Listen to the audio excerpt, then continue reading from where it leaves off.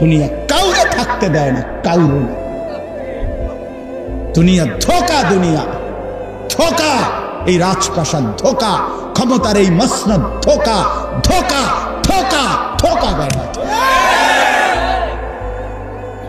ক্ষমতার এই বাহাদুরি ধোকা।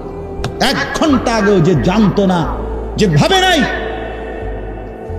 1 ঘন্টা পরে তার পায়ের তলার মাটিও না,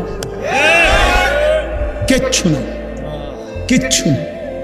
ফালাম্মা নাসু মা যুক্কিরু বিহি ফাতাহনা আলাইহিম আবওয়াবা কুল্লি শাই হাত্তা ইযা ফারিহু আখাযনাহুম বিমা উতু আখাযনাহুম বাগতাতান ফাইযা হুম মুবলিসুন।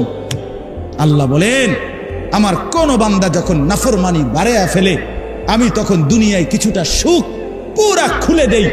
হঠাৎ করে এই অবস্থায় থাকা অবস্থায় আমি হঠাৎ ধরে ফেলি, তখন সে বিমর্ষ, দিশেহারা, বিহবল হয়ে যায়, যে হায় হায় কি হইল, কি হইল। ফাকুতিয়া দাবিরুল কওমিল্লাযীনা যালামু ওয়ালহামদুলিল্লাহ। হ্যাঁ, আল্লাহই করেন, সব করেন কে? আল্লাহ। আল্লাহ কাউকে না কাউকে আল্লাহ ব্যবহার করে, কথাটা বুঝছেন না? কাউকে না কাউকে আল্লাহ কাজে লাগায়, এটাই, কিন্তু করে তো কে? সব করেছেন কে? ঈমান মজবুত ঠিক থাকা চাই, আল্লাহই করেছেন, আল্লাহই করেছেন। এই জন্য দয়া করে প্রত্যেকে ইনশাআল্লাহ, প্রত্যেকে, আমি কোনো ধাক্কাধাক্কির জন্য বললাম, আমি বললাম এটাই আমরা যেন সবক নেই। দুনিয়া কৌড়ে থাকতে দেয় না, দুনিয়ার সব ধোকা, আখিরাতই একমাত্র স্থান। আল্লাহ ওয়াহদি ইলাইহি মান ইউনিব, কোরআনে আল্লাহ বলেন, যে আল্লাহর দিকে ঝুঁকে আসে, আল্লাহ তাআলা নিজে আগায়া তাকে হেদায়েত দিয়ে থাকে। মান ইউনিব মানে হলো ইনাবাত, মানে ঝুঁকে আসে। তো ঝুঁকে আসবে কদ্দুর? আল্লাহ বলছেন, তুমি আসবা 1 বিঘত, আমি আসবো 1 হাত। তুমি আসবা 1 হাত, আমি আসবো 2 হাত। তুমি আসবে হাঁটতে হাঁটতে, আমি আসবো দৌড়তে দৌড়তে। হ্যাঁ, তুমি আসবা রাতে গুনাহ নিয়ে, আমি রাতেই আসবো মাগফিরাত নিয়ে। ইন আতাইতানি লাইলান আতাইতুকা লাইলান, রাতে আসলে রাতেই মাফ, দিনে আসলে দিনেই মাফ। ওয়া ইন আতাইতানি নাহারান আতাইতুকা নাহার, বান্দা যখন আসবা তখনই মাফ। আমি আছি সারাক্ষণ, তুমি চোখের পানি ফেলে আমারে ডাক দিও, আমি পেছনটা সব মাফ করে দেব। ইয়া ইবনা আদম লাউ বালাগাত যুনুবুকা আনানাস সামা সুম্মা ইস্তাগফারতানি গফারতু লাকা ওয়ালা উবালি। আল্লাহ তাআলা হাদিসে কুদসিতে বলেন, হে বনি আদম, তোমার গুনাহ যদি আসমান পর্যন্ত পৌঁছে যায়, তারপরেও যদি তুমি তওবা করে পিছনের গুনাহ ছেড়ে দিয়ে আর করবা না ওয়াদা দিয়ে, লজ্জিত হয়ে আমার কাছে মাফ চাও, আমি ওয়াদা দিলাম, আমি 1 সেকেন্ডের পরোয়া করব না, 1 মিনিট ভাববার জন্য সময় নেব না, তৎক্ষণাৎ আমি তোমাকে মাফ করে দেব। ওয়ালা উবালি, কোনো পরোয়া নাই, আমি দেরি করব না। শুনানি হবে না, কোনো আমেলে শুনানি হবে, তারপরে মামলার রায় হবে না, নগদ ফয়সালা। তুমি আসবা যখন, আমি আসবো তখন। তুমি আসবা গুনাহ নিয়ে ইস্তেগফার করতে, আমি আসবো মাগফিরাত নিয়ে তোমাকে মাফ করতে। এই জন্য জওয়ান ভাইয়া, বাপরা, সবার এটা বোঝা উচিত, বোঝা উচিত। জিন্দিগি শুধুই শুধুই কাটবে, রাতের কোনো স্টেশন নাই, দিনের কোনো স্টেশন নাই, কোনো পূব নাই, পশ্চিম নাই, উত্তর নাই, দক্ষিণ নাই। হাসে কেন, কান্দে কেন, হাঁটে কেন, বসে কেন, কিচ্ছুই কইতারা না। হায় হায়, এরকম উদ্দেশ্যহীন কোনো মানুষের জীবন হইতে পারে? মানুষ এত ফালতু হওয়ার কথা না, এত ফালতু। বসে তো চা দোকানে বসেই আছে, উঠার কোনো নাম নাই। কোন সময় উঠবেন কাকা? বইসি হবে, কীর্তন বইছেন, কীর্তন বইছি, তাও করতে পারতেন। জীবনের কোনো উদ্দেশ্য নেই। কেন বসে আছে? কেন যুবক? ওই রেল স্টেশনে, ক্ষেতের কিনারে, রাস্তার পারে 10 জন, 5 জন, 3 জন বসে আছে। কেন দাঁড়ায় আছো? কেন কি জানো? আল্লাহ তাআলা কোরআনুল কারীমের মধ্যে বলছে, ভাইয়া আফা হাসিবতুম আন্নামা খালাকনাকুম আবাসান, আমার বান্দা তাহলে কি তোমরা এই ভেবেছো যে আমি তোমাদেরকে অনর্থক, উদ্দেশ্যহীন, বেহুদা বানাইছি? 9 মাস লাগাইয়া এই ফালতু কোনো উদ্দেশ্য নাই, এমনি বানাইলাম? আমি তো চাইলে পলকের মধ্যে কোন বললেই হয়ে যায়। আমি তো সেই মালিক, যে মালিক চাইলেই আমি বানাইতে পারতাম।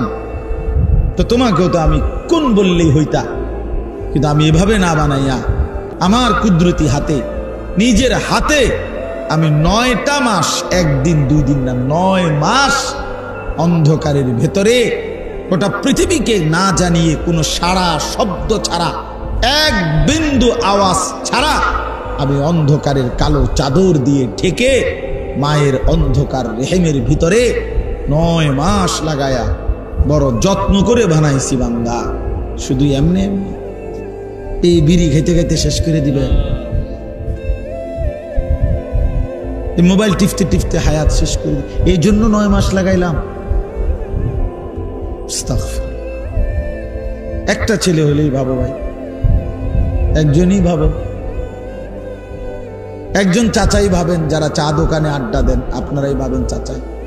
শেষ বয়সটা বুঝি আল্লাহ তাআলা আপনারে এই শুধু এমনি বসে থাকতে দিছে না, আর কোনো দায়িত্ব ছিল না।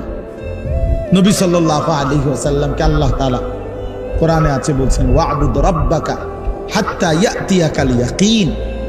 বন্ধু, মৃত্যু আসা পর্যন্ত আপনি আপনার রবের ইবাদত করতে থাকেন। তাহলে নবীজি কি বলছে? মৃত্যু আসা পর্যন্ত বন্দিগির উপরে থাকেন। আর আমনেরে কইছে বিকাল টাইম বন খান আর চা খান, ঠিক না? তা আপনি তো এভাবে জিন্দেগি সাজায় ফেললেন যে প্রতিদিন বিকাল বেলা চায়ের দোকানের আড্ডা, বিড়ির আড্ডা, নাটক, সিনেমা, টেলিভিশনের আড্ডা। ছেলেরা তোমরা তো ভাই জিন্দেগি এটাই বানায় নিলা যে শুধুই আড্ডা, শুধু খানার টাইমে একটু খানা, ঘুমের টাইমে কিছুক্ষণ ঘুম, টয়লেট, বাথরুম, আর বাকিটা সময় শুধুই আড্ডা, শুধুই আড্ডা। এ কেমন জিন্দেগি? আল্লাহ তাআলার জন্য বলছে, বান্দা বলো তুমি কি এই ভেবেছো? ওয়া আন্নাকুম ইলাইনা লা তুরজাউন। এবং আল্লাহ জিজ্ঞেস করলেন, এটাও কি মনে করেছো যে আমি আল্লাহর কাছে তোমাকে আসতে হবে না? এই মনে করছো তুমি? আমি একদম ছেড়ে দিছি মনে করছো? ওয়া আন্নাকুম ইলাইনা লা তুরজাউন। তুমি কি এই মনে করেছো তোমাকে ফেরত আসতে হবে না? তা আমরা উত্তর দেন, আমরা কি ভাবছি বলো? এখানে আমরা যারা বসছি, আমরা এই 2 প্রশ্নের উত্তর দেন। আল্লাহ তাআলা জানতে চাচ্ছে যে বান্দা তুমি কি মনে করেছো আমি তোমাকে অনর্থক বানিয়েছি? তো উত্তর দেন, অনর্থক বানাইছে? 2 নাম্বার আল্লাহ বলছেন, তুমি কি এই মনে করেছো যে তোমাকে আমার কাছে আসতে হবে না? আসতে হবে। তো তাইলে আমি যখন এটা বুঝলাম, মেনে নিলাম, আমাকে অনর্থক বানায় নাই, আমাকে আল্লাহর কাছে ফিরতেই হবে, তা আমার করণীয়টা কি? আমার গন্তব্যটা কোথায়? আমি যাব কোথায়? আমার উচিতটা কি? এতটুকু কমন সেন্স, এতটুকু ভাবনা যদি কারো না থাকে দোস্ত, তার জীবনে আছেটা কি? তাইলে আমারে বল, সে মানুষ হলো কেন? সে মানুষ হলো কেন? হ্যাঁ, আল্লাহর কথা যার মনেই পড়ে না, আমি এই মাত্র বললাম এই কথাটা, নামাজ পড়তে যার মনেই চায় না, রাসূলুল্লাহ সাল্লাল্লাহু আলাইহি ওয়াসাল্লামের একটা সুন্নাত মানতে যার মনেই চায় না, আল্লাহর নাফরমানি যে ছাড়তেই চায় না, তো তুমি অপদার্থ নিজেরে মুসলমান পরিচয় দাও, কোন লজ্জা? আরে ফালতু তুমি নিজেরে মুসলমান বলো কেন? তাই তোমার তো এটা পছন্দই না, তা এরপরও এটা ধরে রাখতেছো কেন এই পরিচয়টা? বলো ভাইয়া, বলো বাবা। আপনি তো বিড়ি খানাই ছাড়তে পারেন না, তো আপনি নিজের এই পরিচয় আখিরি নবী সাল্লাল্লাহু আলাইহি সাল্লামের উম্মত, তো এটা আপনি কি পরিচয় দিচ্ছেন? তিনি কিংবা তার কোনো অনুসারী এই দুর্গন্ধের সাথে কোনো সম্পর্ক ছিল কি? কথা বলেন না কেন? তো তা আপনার যে সম্পর্ক, তিনি মৃত্যু পর্যন্ত পবিত্র ছিলেন, তিনি মৃত্যু পর্যন্ত পবিত্র ছিলেন। প্রিয় নবী সাল্লাল্লাহু আলাইহি ওয়াসাল্লাম যখন হাঁটতেন তো পুরা রাস্তাটা মেশক আম্বরের ঘ্রাণ হয়ে যাইত। সাহাবাই কেরাম অপেক্ষা করতেন দেহ মুবারকের ঘাম শিশিয়ার বোতলের মধ্যে রাখার জন্য, মেশকের ঘ্রাণ হিসাবে ব্যবহারের জন্য। যিনি এত সুন্দর, এত পবিত্র, যিনি এতটা সুঘ্রাণওয়ালা, তার সামনে এই দুর্গন্ধময় মুখে কেমনে দাঁড়াবেন?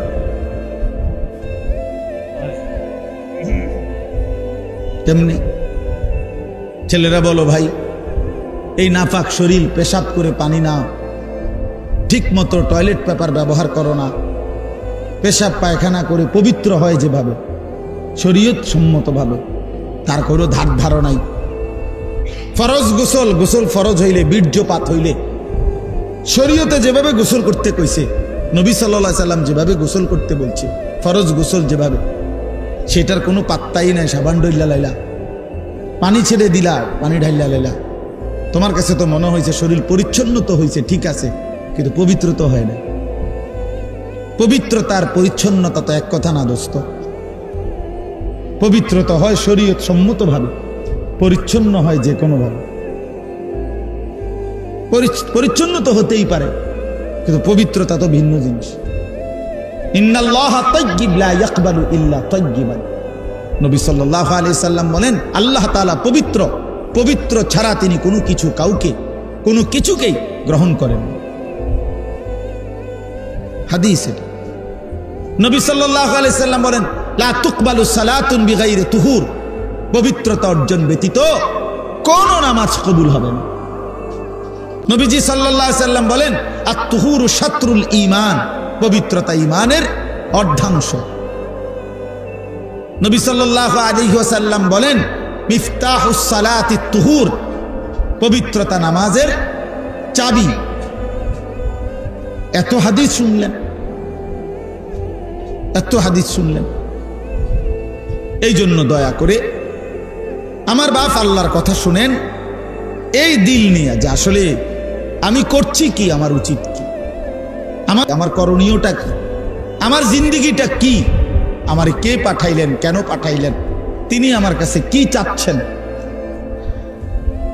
এতটুকু বিবেক যদি আমরা না খাটাই, আমাদের মুসিবত দিন দিন বাড়বে, বাড়তেছে, দিন দিন আরো বাড়বে।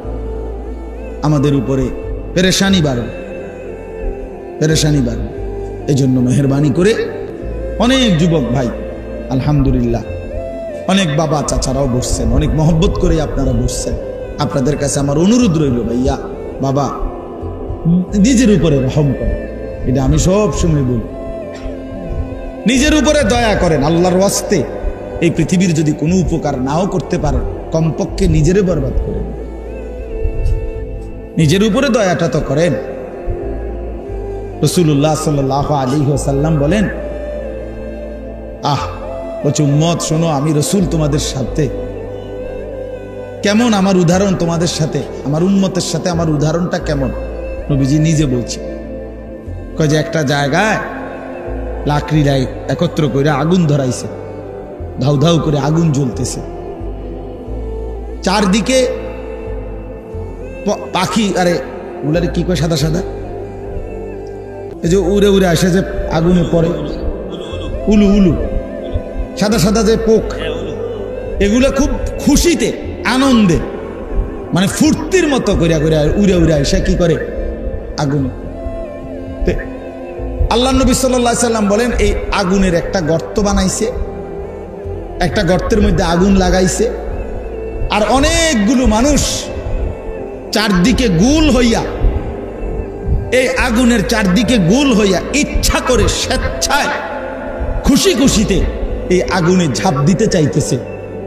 রাসূল সাল্লাল্লাহু আলাইহি সাল্লাম বলেন, খোদার কসম উম্মত, আমি মুহাম্মদ সেই নবী, আমি চাচ্ছি সেই আগুনের পার থেকে তোমাদের কোমরে জড়াইয়া ধইরা ধইরা তোমাদের একজন একজন করে বাঁচাইতে। আমি এই পরিমাণ ফিকির নিয়ে আসছি, আমি এই জন্য আসছি আমার উম্মতের এক এক সদস্য জাহান্নাম থেকে বেঁচে যান, জাহান্নাম থেকে বেঁচে যান, একজন একজন।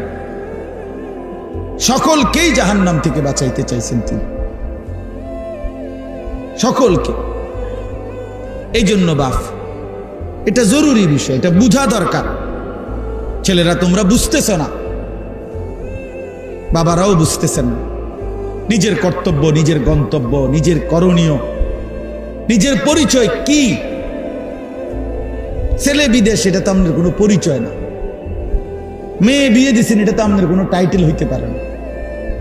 আপনি বাড়ির বিল্ডিং করছেন, এটা তো বিশ্বাস করেন, এটা তো মানুষের কাছে কনের কিচ্ছু না। তো মানুষ কি মাটির তলে থাইনি তো তার এটি কিতা করলেন? আপনি বাইত ঘর করছেন তো কি আপনি ঘর করতেন নাকি বাইত গাছ দিয়ে লাগাবেন? তো এইটা একেবারে মানুষের বলার কি আছে? একটা বাড়ির বিল্ডিং করছে তো করছেন কি, আর মানুষ কি বই বই সিরা চাবাইছে নাকি? হ্যাঁ বলেন না, এটা সহজ কথা না। এটা আমি মেয়ে বিয়ে দিছি তো মানুষ মেয়ে বিয়ে দিছে না। আমার ফুট বিদেশ, তো বিদেশ হলে কিছে?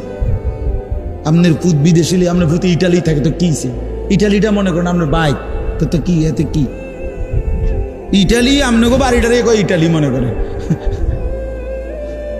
তো লাভ কি এতে? আপনি আর কোনোদিন মরতেন না নাকি? যার ছেলে বিদেশ তার তো মৃত্যু নাই।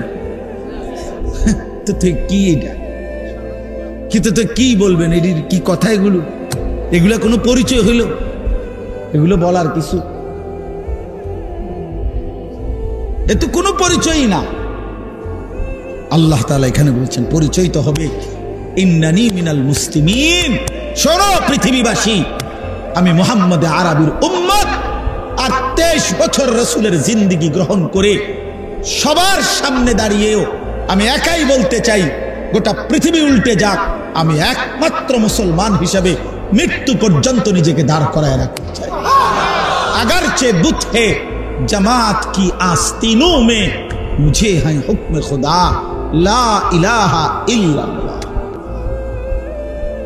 এটা বুঝছেন না কি কইছে? অর্থ হলো ইব্রাহিম আলাইহিস সালাম বলছে যে হে আমার জাতি, তোমরা যদি সবাই একটা একটা মূর্তি বগলে করে আইরা মূর্তির স্তূপ করো, আর সেই স্তূপের উপরে আমি ইব্রাহিমকে দাঁড় করায় দাও, আমি মূর্তির স্তূপের উপরে দাঁড়াইয়া একাই বলবো লা ইলাহা ইল্লাল্লাহ, মুঝে হ্যাঁ হুকমে খুদা লা ইলাহা ইল্লাল্লাহ। আমি একাই বলবো, পুরা জাতি মূর্তি পূজক হোক, সমস্যা নাই, আমি একাই। ওয়ারাবাতনা আলা কুলুবিহিম ইয কামু ফাকালু রব্বুনা রব্বুস সামাওয়াতি ওয়াল আরদ লান নাদউ বিদুনিহি ইলাহান লাকাদ কুলনা ইদান শাতাতা। আমি তো হাফেজ সাহেব না, দোস্ত হাফেজ সাহেব, আমি কোনো কামের না। হায় আল্লাহ, আসহাবে কাহাফের 7 জন যুবক, মাত্র 7 জন। একটা দেশের বাদশা, মন্ত্রী, উজির, নাজির, জনগণ, পাবলিক, 14 গোষ্ঠী, এমনকি এই ছেলেগুলোর বাপ মা, দাদা, চাচা, নানা, জেডা, খালু, ফুপা, মামু, সকলেই মুশরিক, সকলেই মূর্তি পূজক। এরকম মনে করেন লক্ষ লক্ষ মূর্তি পূজকের মাঝখানে দাঁড়িয়ে, বাদশার সামনে দাঁড়িয়ে এই 7 যুবক বলছে যে আমাদের রব তিনি আসমান ও জমিনের রব যিনি, লান নাদউ মিন দুনিহি ইলাহান। এই জালেম বাদশা, আরো যদি জুলুম করো শাস্তি দাও, ফাঁসি দাও, আর জমিনের রাশ ফেলে দাও, কিন্তু তারপরও শুনে নাও, আল্লাহকে ছাড়া, ওই এক মালিককে ছাড়া আর কাউকে আমরা ডাকবো না। লাকাদ কুলনা ইদান শাতাতা, যদি আল্লাহকে ভিন্ন কাউকে ডাকি তো নিঃসন্দেহে হবে এটা অপরাধ, পাপ, অন্যায়, জুলুম। আল্লাহ বলেন এই যুবকদের কলিজার ভিতরে এমন ঈমান, ওয়ারাবাতনা, আমি আল্লাহ কলিজার ভিতরে ঈমানটা রশি দিয়ে বাঁধিয়ে দিয়েছি একদম, না ছোট। ওয়ারাবাতনা মানে তো বেঁধে দিলাম, যুবকের কলিজায় ঈমান বাইধা দিলাম। আমার মনে আছে ছোটবেলা একবার আমার বড় বোনের বাচ্চা হয়েছে, তো বাচ্চা হয়েছে, আর আমার নানার বাড়ির থেকে আমার মা, আমরা দেশে কয়ের কি কুড়া কয়গুলোর গোল গোল চাউলের ইয়া দিয়ে বানায়, যে বাচ্চা হইলে মেয়ের বাড়ি পাঠায়, আপনাদের দেশে আছে এগুলো, ডেকচির মধ্যে কইরা এরম গোল গোল কুড়া কুড়া, হ্যাঁ এগুলো গোলা গোল গোল আর কি এরকম, এগুলা বানাইয়া আগের দিনে কি করতো, পাঠাইতো, বুঝছেন না? মেরা ফিডা না, মেরা ফিডা তারও ছোট ছোট, হ্যাঁ একটু বড় বড় সাইজ আপনার। আচ্ছা যাক, এরকমই হইব। আমরা যেটা ছোটবেলায় চিনছি এখন আর চেনে না। এই শুনেন, এটা একটা দলিল না, না এটা দলিল হইল যে যারা তাদের ফ্যামিলিকে ইসলামে অভ্যস্ত করে না, খোদার কসম 100 বছর পরে পরবর্তী জেনারেশন কোরআন কি, ইসলাম কি, মুসলমান কি, আখেরাত কি বুঝবে না।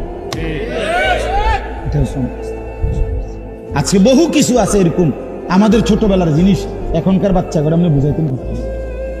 আর সাসারগো আমলের টিতে আরো নাই, আমি আমারটা না, আমার বয়স তো কমপক্ষে 200, ঠিক না কথাটা? 283 বছর নেই আমার বয়স। তাইলে আমার বয়স 43 রানিং, 81 সনে আমার জন্ম, তাহলে আমার 43 বছর যদি আমার বয়স, তা আমার ছোটবেলা আজ থেকে 150 বছর আগে, 30 বছর আগে, ঠিক না? তো 30 বছর আগের কথাটাই তো আমি বুঝাইতে পারতেছি না, চিনাইতে পারতেছি।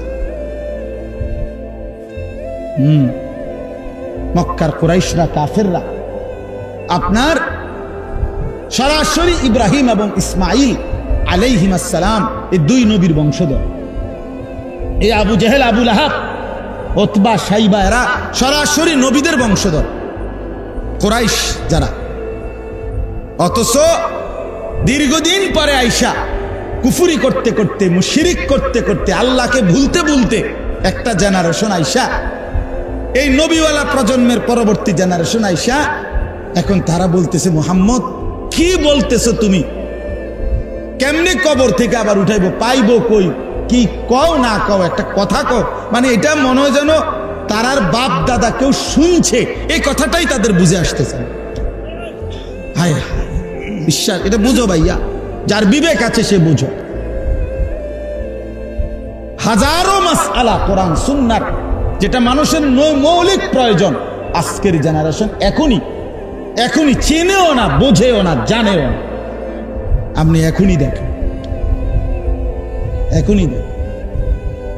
আপনি একজন চাচারে জিগান অথবা জোয়ানেরে জিগান যে নাকের নরম জায়গায় পানি পৌঁছানো ফরজ গোসলের সময় সুন্নত তরিকায় কিভাবে পানি পৌঁছাইতে হয়, তুমি দেখাও, এখানে না দেখান,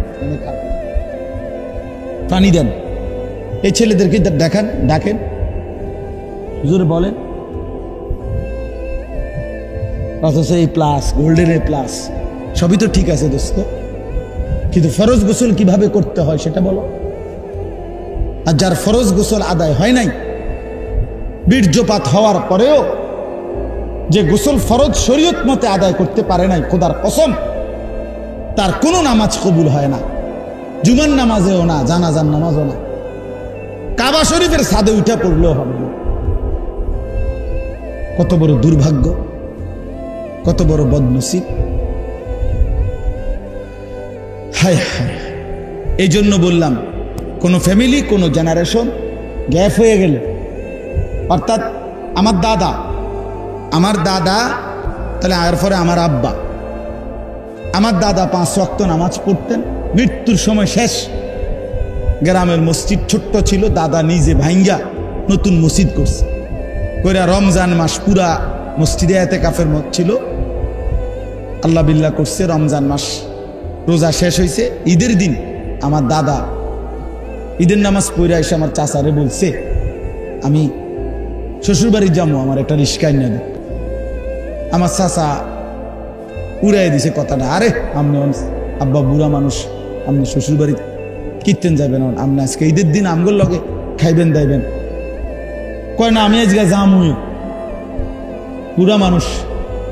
তো আমার স্বাস্থ্য বাইরে কইছে, নাতি তুই দাদার লগে চল, ধরে হাতে ধরে কইছে, তুই দাদারে লইয়া চল, দাদা আজগা শ্বশুর বাড়ির যামু। ও গেছে গা জোর করে হাঁটতে হাঁটতে, মাছ পথে কতটুক গিয়া দাদা ঘুরাইয়া পড়ছে, সন্ধ্যা হইবার আগেই দাদা কবরে চলে গেছে।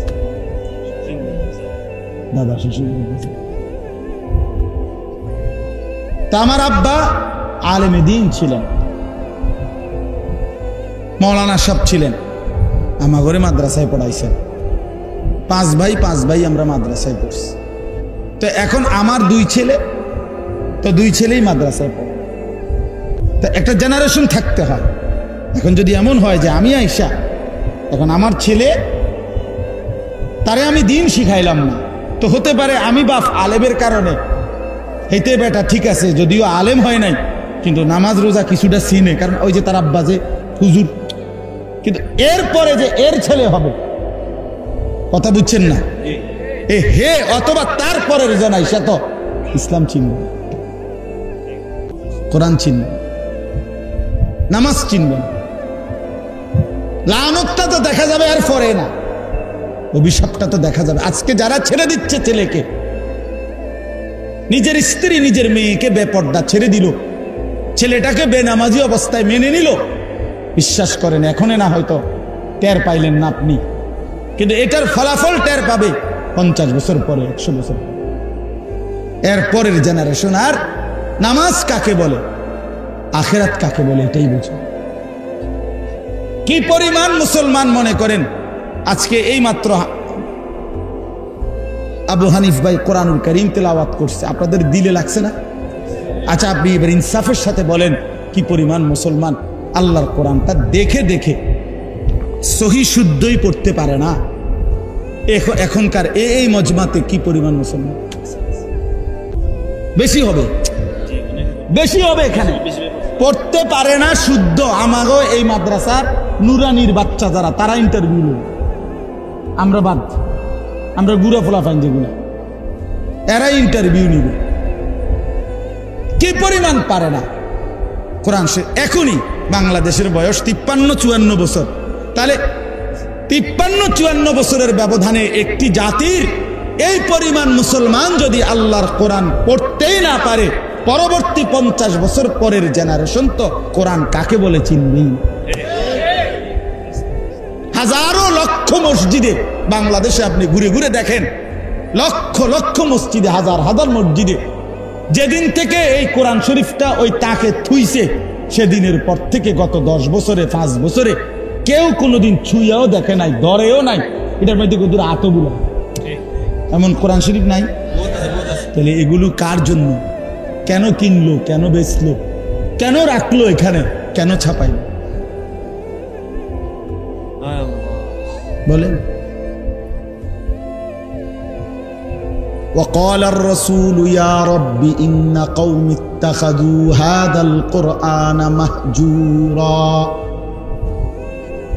রব্বুল আলামিন বলেন, রসুল আমার কিয়ামতের দিন বন্ধু আল্লাহর কাছে বলবে, রব্বুল আলামিন 23টা বছর মাওলা এই কোরআনকে আপনার কাছ থেকে গ্রহণ করতে গিয়ে আমি মুহাম্মদ দিনের পর দিন, রাতের পর রাত কষ্ট করেছি, কি পরিমাণ পাথরের আঘাত সয়েছি মাওলা আপনি জানেন।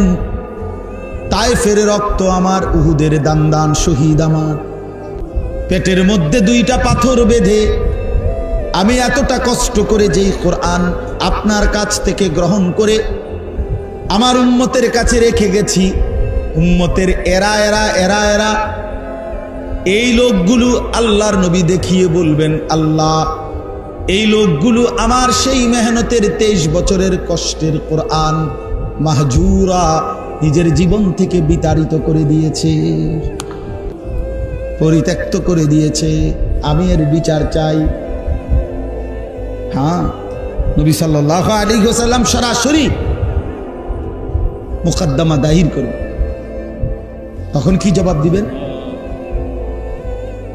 আপনি বলবেন ইয়া রাসূলুল্লাহ আমার জন্য সুপারিশ করেন, নবী বলবেন উম্মত আমি তো তোমার জন্য বিচার প্রার্থী।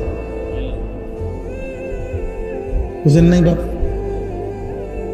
তো কে সুপারিশ করবে তাহলে? কোরআন শরীফের আয়াত, সূরা ফুরকানের আয়াত।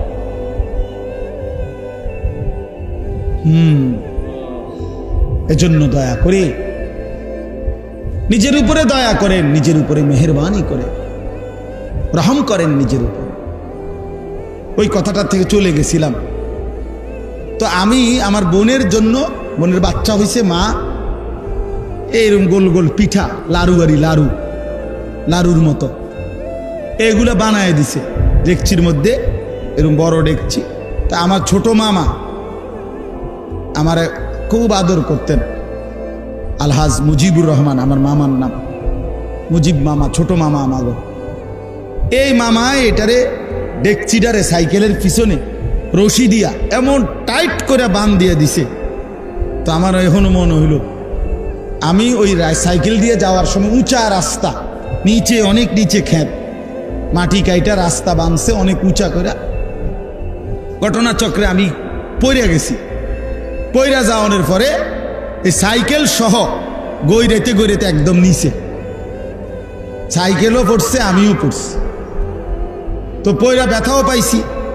উইটা সাইকেল যখন উইটা সোজা করাইছি নিচে খেতে আর কি, কিন্তু দেখলাম সাইকেলের ক্ষতি হয়েছে, মাগার ওই যে ডেকচিটা এমন বান দিছে মামু আমার, এটা এক সুতা লড়ে না, যেমনের ডেকছি এমনি আছে, কিচ্ছু হয় না, মানে বানটা এমন টাইট বান দিছে।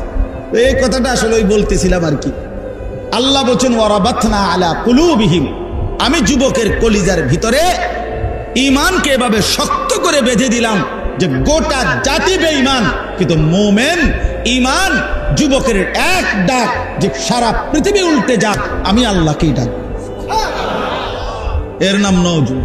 বেটা এমন হইলে যুবক বলে, বেটা মোবাইল টিপলে বেটা আরে ফালতু বলে, বেটা তুই বেটা কামের না আকামলা, বেটা তুই সারাদিন বেড়ির লেগে চাইয়া বেওকুফ কোথাকার, কারাইয়া মতে বইয়া মতে, আটতে আটতে মতে, কি করে না করে, এটা কোনো জিন্দিগি হইল বেটা? এটা কোনো জীবন হইল বেটা? আস্তাগফিরুল্লাহ, আস্তাগফিরুল্লাহ। হযরত হাসান বসরি রাহমাতুল্লাহ বলছেন, ইয়া মা'শারাশ শাবাব, হে যুবক সমাজ, আলাইকুম বিল আখিরা, তোমরা মজবুতির সাথে আখিরাত তালাশ করো। তিনি বলেন, কাসীরান রাআইনা মান তালাবাল আখিরা ফাআদরাকাহা মা'আদ দুনিয়া। উনি বলেন, কসম শুনো হে যুবক, আমি অসংখ্য যুবককে দেখেছি যারা যৌবনকালে আখিরাত তালাশ করছে, আল্লাহ তাদেরকে দুনিয়াও মিলায়া দিছে। আখিরাত তো পাইছেই, দুনিয়াও পাইছে।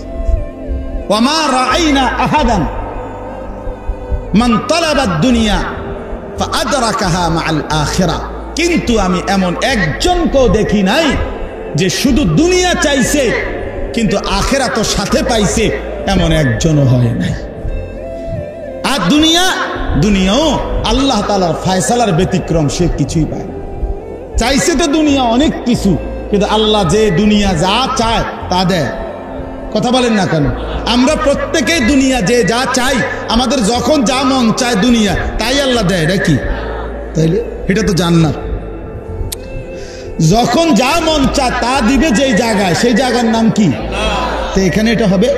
তো তাইলে আমার আপনার কত পরিমাণ প্রত্যাশা, পরিকল্পনা, চাওয়া পূরণ হয় নাই, এটাই বেশি পূরণ হই না চাইতে।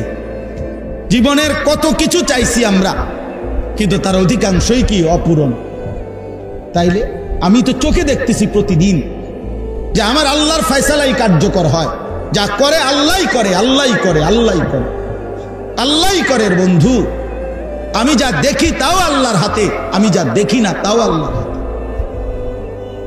মাখলুক কিছুই করে না, কেউ কিছু করে না, করে যা আল্লাহই করে। নবী সাল্লাল্লাহু আলাইহি সাল্লাম ওনার চাচাতো ভাই আব্দুল্লাহ ইবনে আব্বাস রাদিয়াল্লাহু তাআলা আনহুকে বলছে, ওয়া আলাম আন্নাল উম্মাতা লাউ ইজতামাআত আলা আন ইয়ানফাউকা বিশাইইন লাম ইয়ানফাউকা ইল্লা বিশাইইন কাদ কাতাবাহু আল্লাহু লাক। শোনো, গোটা পৃথিবী মিলে যদি সিদ্ধান্ত নেয় তোমার একটা উপকার করবে, নবী বলেন করতে পারবে না, কেবল তোমার সেই উপকারটাই হবে যেটা আল্লাহ তোমার জন্য লিখে রেখেছে। সবাই মিলে যদি সিদ্ধান্ত নেয় তোমার একটা ক্ষতি করবে, মুসিবতে ফেলবে, আল্লাহর নবী বলেন কোনো মুসিবতে ফেলতে পারবে না, কেবল সেই মুসিবতটাই আসবে যেটা আল্লাহ তোমার জন্য লিখে রেখেছেন। অতএব আমরা যদি আল্লাহর দিকে ফিরে আসি, নিজেও যদি ফিরি ভাইয়া, মানুষকেও যদি আল্লাহর দিকে ফিরাইতে চেষ্টা করি, বিশ্বাস করেন এটার চাইতে দামি, এটার চাইতে সুন্দর আর কোনো কাজ হইতে পারে। ওই মানুষটাই সবচেয়ে সুন্দর যে নিজেকেও সাজিয়ে তোলে আর বাকি মানুষদেরকেও আল্লাহর দিকে ডাকে, আল্লাহর দিকে ডাকে।